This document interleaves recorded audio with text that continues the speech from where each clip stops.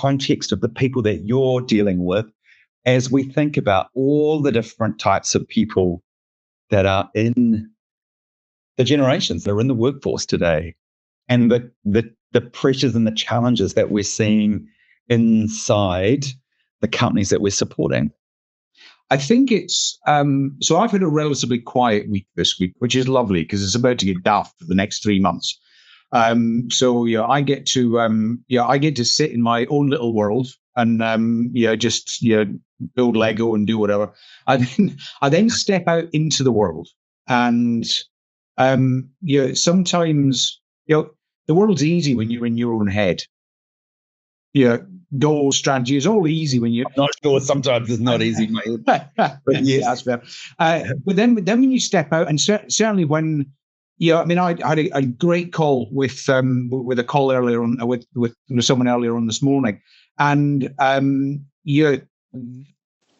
what I find really, really fascinating. I think the point I'm getting to here is some of the things that you and I just take for granted, and we don't even think about it until you've had a conversation with someone else. And I'm just going to use the word workforce, but everyone else out there.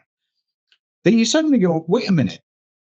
There was some real deep knowledge in there that I didn't even realize I had. Really? But also when I take the time to stop and listen, there is some real gems of some genius that comes from people who are even just entering the workforce. I mean, my son's 26, and some of the gems of wisdom that he just drops in, and you feel it. You go, wow.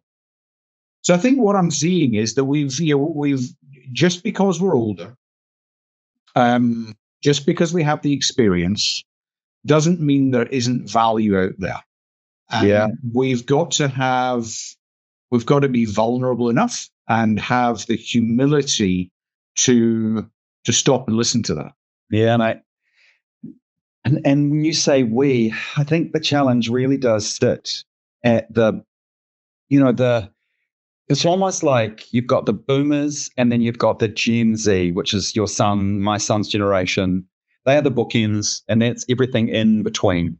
And now you've got boomers that have got younger people managing them, and we're going to continue to see more change as more and more of the workforce. And I read this stat, which was, I think right now there's more boomers than Gen Z, but by 2030 it will be reversed, and there'll be more Gen Z in the workforce than boomers, right? As everything changes. And so when you say we've got to get the wisdom and be able to pull that out, that's a huge shift for boomers and for X's and even for millennials with this complete change. And they think very differently. And I think some of the conversations that we've had in the last couple of weeks of Flux around structure and capacity and capability of people, and as you begin to look at that, and I'm noticing language coming from some of the older leaders, not older, more wiser, but they are older, more experienced, and beginning to pigeonhole with frustration some of the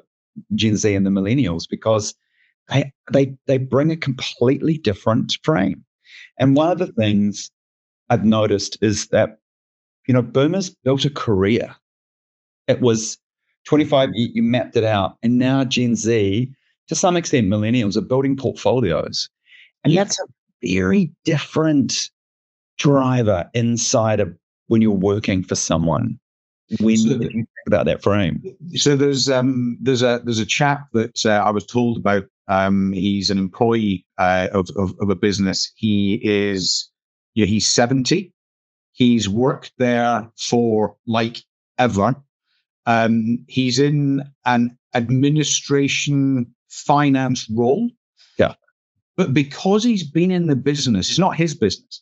Because he's been in the business for that length of time, a piece of work that we're doing, that I'm doing with that business at the moment is, right, how do we get all of that information that he doesn't even realize he's holding? Yeah. So that, we can go out to market and we can find the admin financing bloke to take over from Bob, but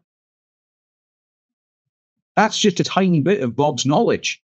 And we've got to get Bob happy to realize that he's got all of that knowledge, that he's just sort of, it's just grown over time. He's not gone out and asked, he just knows. So that then we know, well, not only do we need Bob's role replaced, we also need an archive for all of his knowledge. Or are there actually more jobs that we now require because of what he just does almost in his spare time? And how do we, so how do you do that? You just use the word archive. You think about what I just said about the swap between boomers and Gen Z. That's a huge amount of knowledge, to your point, disappearing. So how does that then mean? I think it means that culture and sharing knowledge, not tooling, right? Remember knowledge management in the 2000s, or the Microsoft, the Microsoft knowledge management portals, etc. They kind of only worked if there was a culture of not holding knowledge close. So what needs to shift then, do you think, at a cultural, organizational layer to do what you just said, to make sure that, Jim, I can't remember what you called him, knowledge doesn't disappear and it's available in an accessible way for someone to come in. And like you said, I think that's a really good point. What Jim does might now, 40% might able to be agentic, but actually the other 60% needs to be human. Well, who needs to do that? What does it look like? Yeah, and to start with, what is it? And this comes down to I disagree with it, but the phrase "knowledge is power." How we use knowledge is power, and if we shifted it to how we use knowledge, because if knowledge is power, then he can hold it was Bob, but we can change his name to Jim. That's fine. Jim's sitting there. And there are people who sit and hold on to that knowledge because they believe that gives them power in an organization. That's one challenge that's a cultural. That's definitely a cultural thing, but it's culture, outside of even just an organization. The other piece we're going to deal with are the individuals that don't even know they have the knowledge. They're happy to share it, but it doesn't come out until someone says, "Can you explain?" That's the difference then between experience and wisdom. At what point does your experience become wisdom that can be imparted and can accelerate your company? And how do you know that? We know that, like you and I know there are some things that I'm wise at because I've experienced it, I've seen it work, etc. Then there are other things that I'm, I've got more experience, but not necessarily wise, like using agents.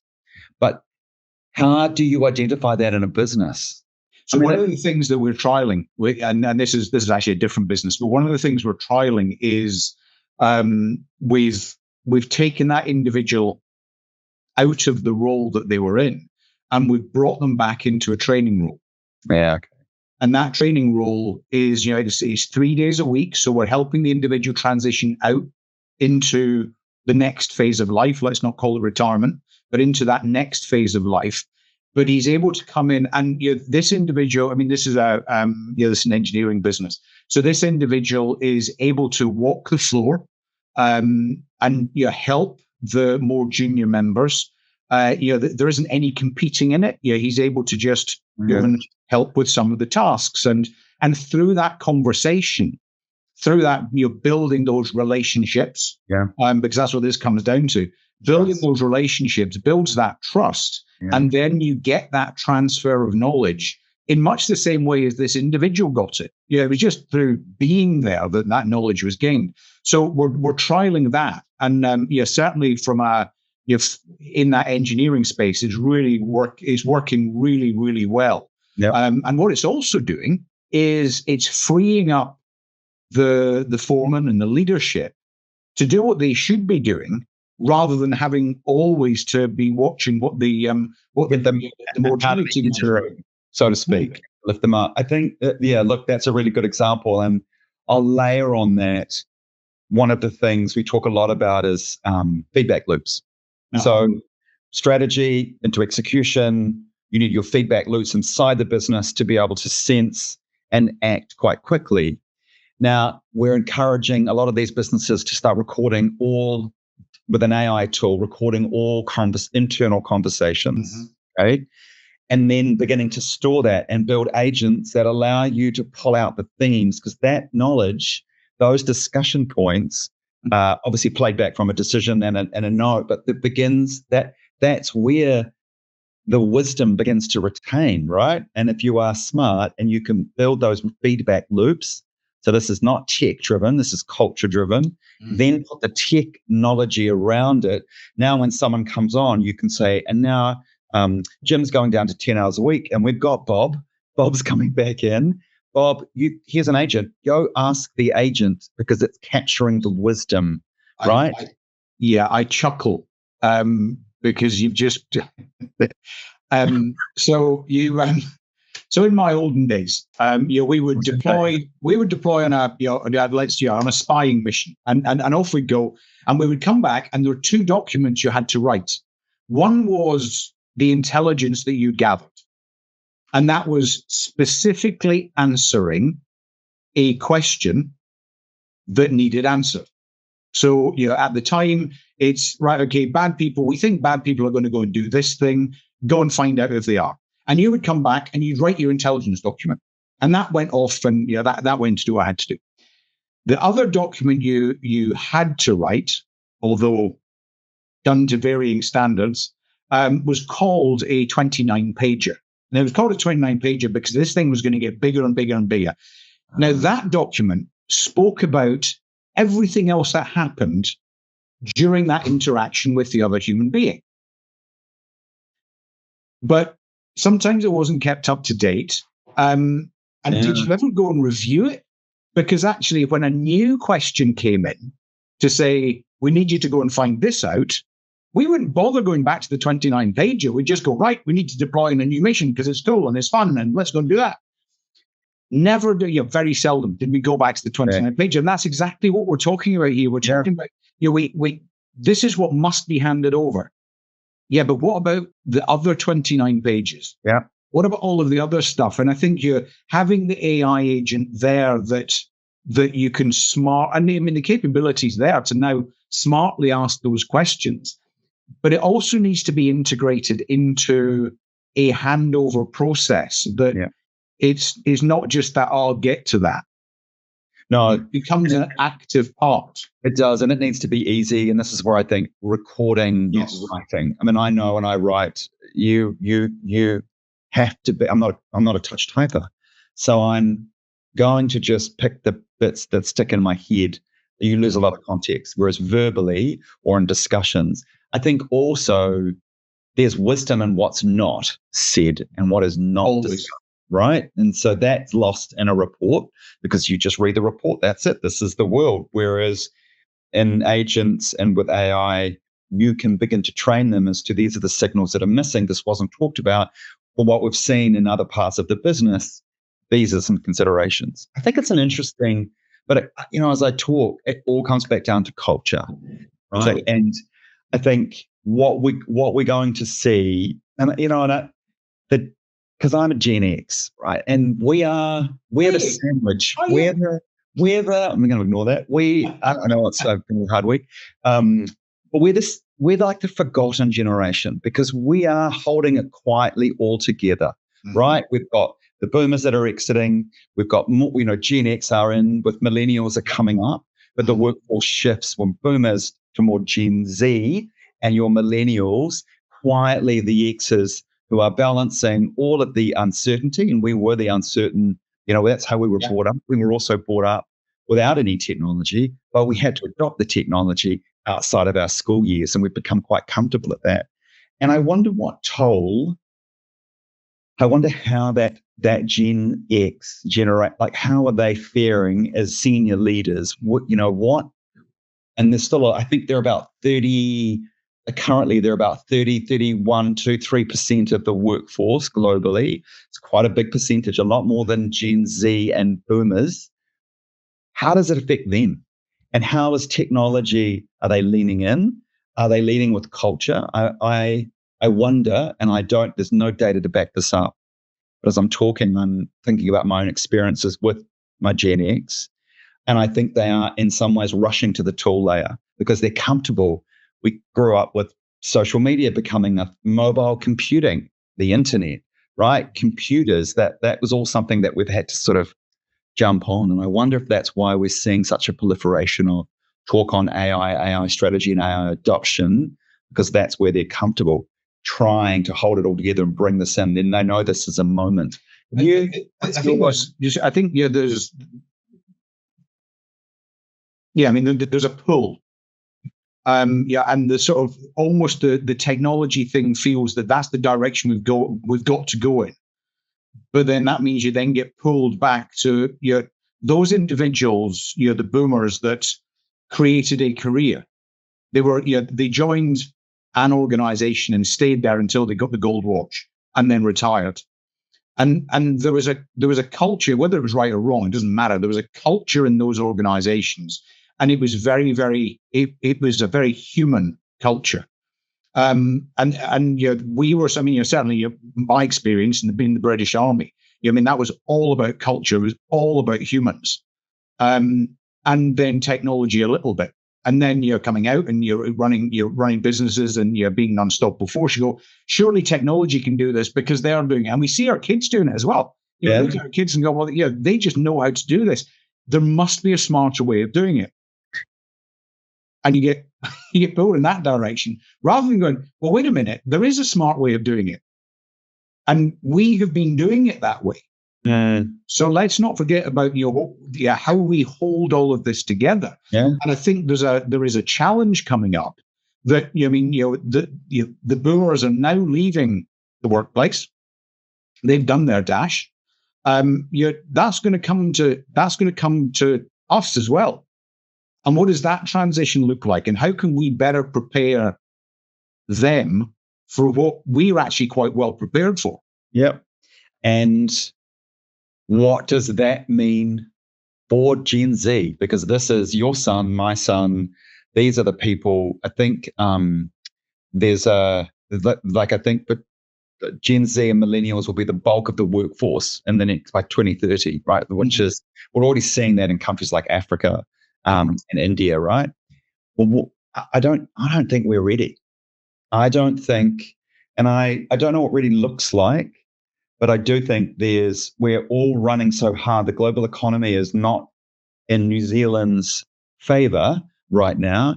And that means we're all in the engine room. That example you gave about how do you lift up those people out of the day-to-day so they've got time to think about that's what's missing in any kind of leadership layer. And it's not just specific to the, lots of generations. It is about we've got our strategy. People are the system. And if people are the system... You just caused me to reflect on an article that I read the other day. I think the reflection is I need to now go and reread it through the lens. We'll put it in. Yeah, I will, through the lens of this conversation. It was in the Telegraph in the UK. But it was basically saying... I'll try and paraphrase it. Basically, a tribe arrives and says, right, this is where we're going to live. And that tribe, the first tribe survives. They begin to build this thing. And then the next tribe comes in and then builds it. And you've got this capability. You've got this city that's now existing. And they create the silks and they create the luxury. And all of that luxury causes them to get lazy. At which point the third tribe arrive. And the third tribe arrive and take over all of the luxury because the work wasn't being done by the second tribe. So, we're talking about now, if we look through it in these lenses, we're talking about those three generations of, okay, so you've got the initial generation, the survivors. You've then got the thrivers. And because the thrivers got lazy, someone else comes in. And there's a tension now that we're not having the conversation about, and it comes down to productivity. That's really, and I think that ties with, Gen Z are very values driven, right? But Gen X and Boomers are performance and results driven. Yeah. And that's that tension you're talking about, because if your values driven, your value, why you work, purpose becomes far more important. And where you work. Yeah. Yeah. And that tension, I don't think that's a great, I'd like to read that article, because I think that begins to talk more to the human emotion going on inside a business. And I even feel that myself, where I'm very focused on the outcomes and the numbers and the performance of the thing that we're doing, and have to remind myself sometimes, especially in fractional roles, that there are people in the business who are more interested in how we do that and how we achieve that. And that's a very important tension, but can be rushed over at the end of the quarter when when you're rushing to get in whatever you need to get in. Yeah, I think that's a big good resource to share. I've just sent the article to you to have a read. But yeah, I think listeners, we will include that. We will make sure that we will send the link so that you can enjoy it. But I would I read it from a lens of leadership.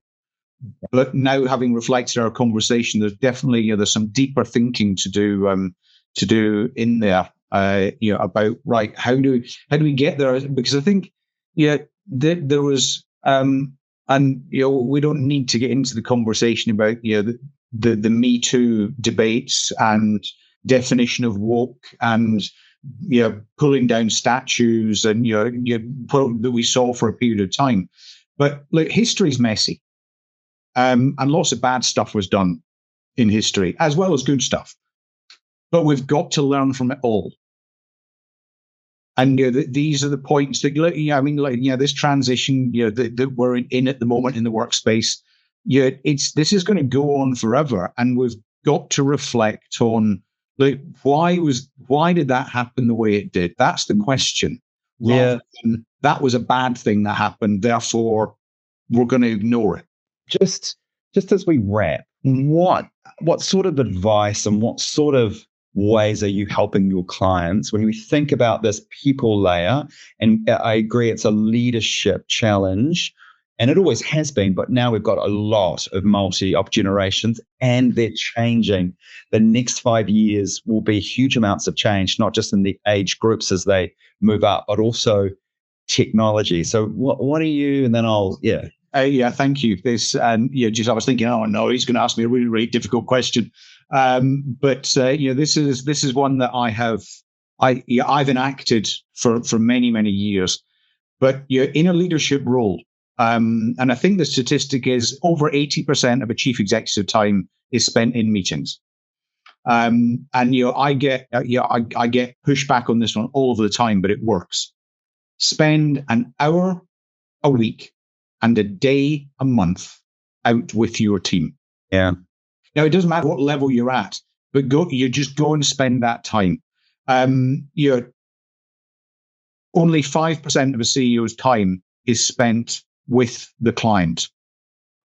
Well, wait a minute. How do you know if your strategy is headed in the right direction? So if you're out there, an hour a week and a day a month, that it's sacrosanct, it's in the calendar that you are going out into the business to get talking to people, you'll begin to identify where those challenges actually are challenges and where we just think they are. So if you do those two things, you understand your culture better, and therefore you understand the direction of travel and the work that you need to do from there. And that shouldn't just be the CEO. That should be everyone on the leadership team. Totally. On the leadership team. Yeah. Because the CEO can't hold that on his own, and he will have his own biases. And, so I think and that's almost, I love that, because it's almost becomes a cultural thing. If the CEO actually just does that, then the leadership team will begin to do that. He should encourage that. But then everybody, not everybody, but people in the business, and that's that feedback. Look, how are we? What are we hearing? How do we capture that? And how does it filter its way up? And how does it? And it's not about reporting. No. It's about experiencing. Filter. Yeah. No, I think that's. So that's my gem. And I think for me, it would be stop trying. So Stop trying to just fill roles and gaps in your structure and think about if everything burnt down and you had to start, take your business, everything burnt down and you had to start again. What would you build it? What would it look like? What is that structure and the people and the automation layer? You've already got the culture and the values because you're successful. We're having this conversation. You're on listening to this podcast. But if you had to start again, because I think we've got this habit of like the old Kiwi batch, we've got this batch, we're going to add a room and we'll hunkering on a room on the side and we're going to go after it. Yeah. Actually, you'd be better to, and of course, no one can do that, burn it down and start again. But what I'm getting at is we've seen the most success where their businesses have stopped. Their strategy is clear. Now they're looking to the future and go, well, what does that look like? What is our structure? How do we serve the market, the customers, and our people? And who do we need doing what? Where does decision making? So I'm going to chuck a challenge in there. Yes, there is who we need. But let's actually ask the question of who and what we don't need. Really? I love it. That's great. So as we grow, or if it's all burnt down, ask the question, right, what don't I need anymore? And actually, maybe that's where you start. Look, everyone's different. I like that. That's a good add-in because I think we rush so quickly on the tactical, but this structural moment, and if we truly believe in it, Flux, we're saying people are the system, then you've got to get your system right. And it's not about adding more people or chaos, right? Mm-hmm. It is about, and I love that, what don't you need? What is different? And I did a LinkedIn post this morning and raised that challenge. New financial year, your strategy's in place, your budgets are signed off, you're all good to go. What's different to last year that's going to get you to where you want to go? And that brings us to the third mantra or the third operating principle of Unstoppable Flux. Be prepared to give the ultimate sacrifice. Yeah, nice. So what is it that you're going to sacrifice that takes you from the old you or the old organization to the next? Mm. And that's what we often fail to do that because that's a scary place. What am I going to give up? And it's leaders that lean into those questions that we're asking that are the next generation of leadership. Mm. I think that's a great place to finish. I think that's a wonderful spot to finish. Lean in, feel the discomfort, but be unreasonable. Be unreasonable and understand. Yeah, take the time. And what I took from what you just said is, what does leadership mean? It's changing. We all have to come to grips with what it means for us and our businesses. Yeah. So look, thank you everyone for being part of podcast number 2 of Unstoppable Flux. Yeah, that was good. Yeah. The next topic, well, you have to wait and see. That'll drop. We'll let you know. It'll be fascinating, unplugged, unagendered, a bit raw.